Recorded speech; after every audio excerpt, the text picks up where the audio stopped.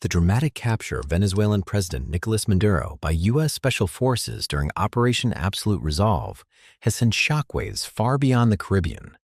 While Washington celebrates what it calls the restoration of democracy, the view from the African continent, filtered through a Pan-African lens, is one of profound unease and historical déjà vu. For many in Africa, the image of a sitting head of state from the global south being blindfolded and flown to a New York courtroom isn't seen as justice, but as a haunting reminder of an imperialist past many thought was behind us. The African Union was swift in its condemnation, calling the military strike a flagrant violation of international law. This reaction isn't necessarily an endorsement of Maduro's domestic policies, but a principled defense of sovereignty. In the Pan-African tradition, the sanctity of the border and the right of a people to determine their own destiny are the bedrock of post-colonial existence. When a superpower unilaterally decides which leader is legitimate enough to remain in their palace, it erodes the very concept of a rules-based international order.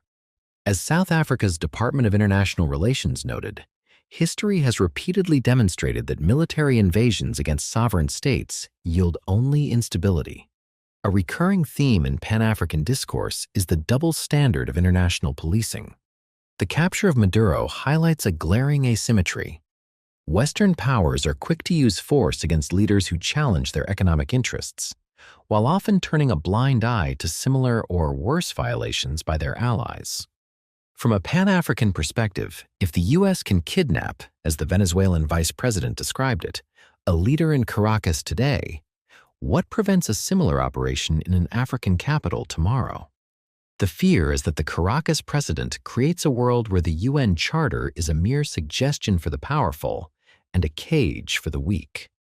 Venezuela and many African nations share more than just colonial histories.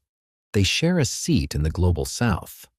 Venezuela's membership in OPEC and its long-standing support for anti-imperialist movements in Africa have fostered a sense of South-South solidarity.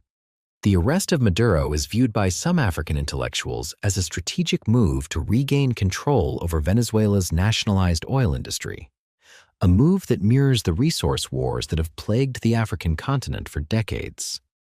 This isn't about narco-terrorism, it's about the reassertion of the Monroe Doctrine on a global scale. Africa must watch closely, for we are the next frontier in this new age of interventionism.